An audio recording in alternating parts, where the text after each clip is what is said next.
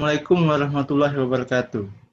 Perkenalkan, saya Muhammad Arif Saputra dan rekan saya Clara Diva akan mempresentasikan hasil kerja kelompok kami yang berjudul Kondisi Autoimun yang Mempengaruhi Kelenjar Ludah. Pertama, pengertian autoimun. Penyakit autoimun adalah kondisi sistem kekebalan tubuh orang menyerang tubuh sendiri. Normalnya sistem kekebalan tubuh menjaga tubuh dari serangan organisme asing, seperti bakteri atau virus.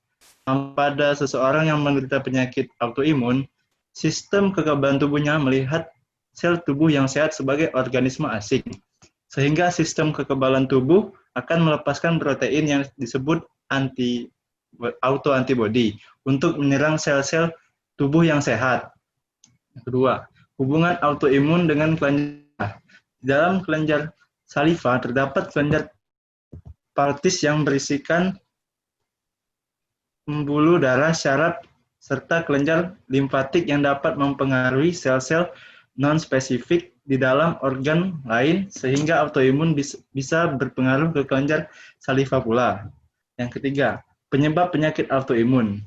Penyebab penyakit autoimun belum diketahui secara pasti, namun kombinasi faktor predisposisi genetik dan faktor lingkungan diketahui berkontribusi terhadap perkembangan penyakit autoimun yang dipengaruhi oleh siklus hormonal dan efek samping pengobatan.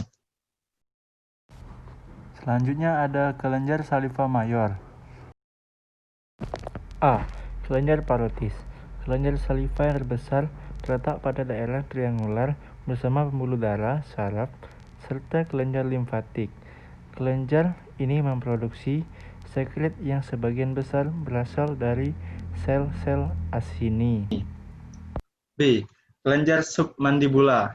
Kelenjar saliva terbesar kedua setelah kelenjar parotis. Kelenjar ini menghasilkan sekret mukoid maupun serosa, berada di segitiga submandibula yang pada bagian anterior dan posterior dibentuk oleh musculus digastricus dan inferior oleh mandibula. C. Kelenjar sublingual. Kelenjar saliva mayor yang paling kecil.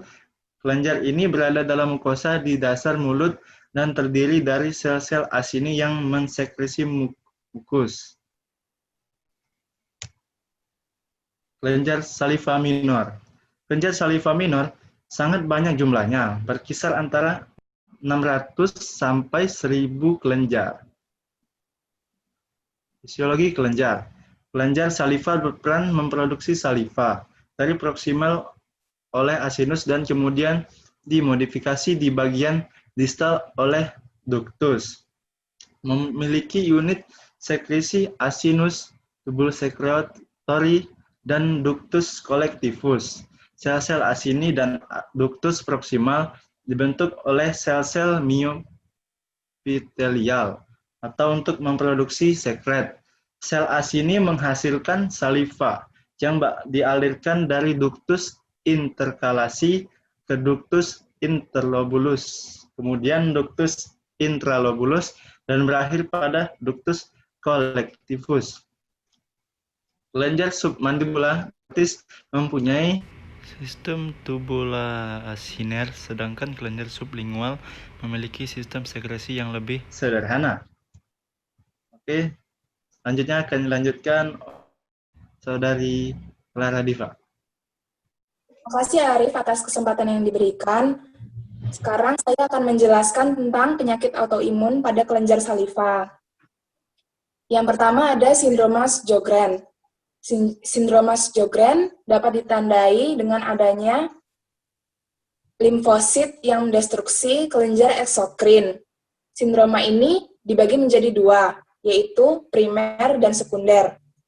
Gejala-gejala yang terdapat dari sindrom Sjögren ini merupakan rasa pada mulut terbakar, rasa ada pasir pada mata, serostomia, serta pembengkakan pada kelenjar saliva.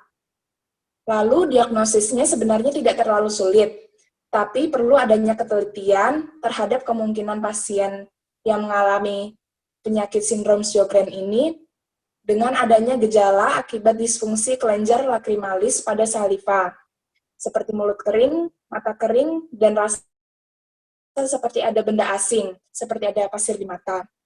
Lalu pengobatan yang bisa digunakan merupakan sebagai berikut.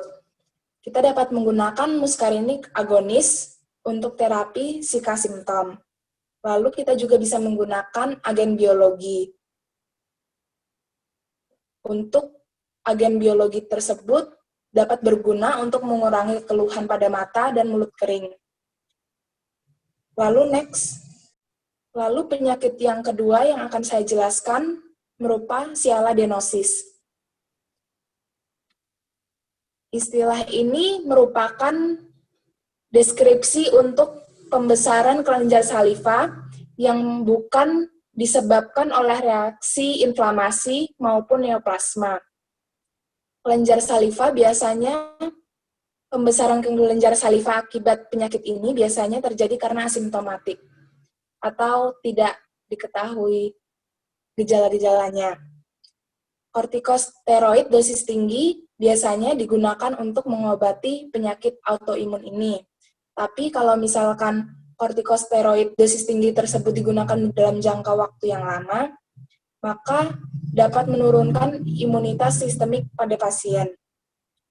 Lalu di sini ada lesi oral. Sebenarnya lesi oral bukan merupakan penyakit autoimun sendiri, melainkan muncul akibat efek samping pengobatan dari penyakit autoimun. Lalu lesi kandidiosis oral berupa pseudomembran atau erosi eritema. Ada juga herpes labialis dan stomatitis hepatica berupa vesikel dan krusta pada sirkum oral dan sekitar wajah, serta dapat juga berupa lesi erosi ulcerasi pada daerah intraoral. Pengobatan yang dapat digunakan untuk penyakit-penyakit yang saya sebutkan sebelumnya, kalau misalkan infeksinya terjadi pada rongga mulut, kita dapat menggunakan obat anti jamur, bisa juga menggunakan obat antivirus, antiseptik. Sakit di rongga mulut, akan jamur mengandung antiinflamasi. Dapat atau magic mouthwash. Sekian presentasi yang dapat saya sampaikan. Saya kembalikan kepada Arif. Oke, baiklah. Itulah presentasi yang bisa kami sampaikan untuk hari ini. Tidak ada salah-salah kata. Kami mohon maaf. Kami akhiri. Wassalamualaikum warahmatullahi wabarakatuh. Terima kasih.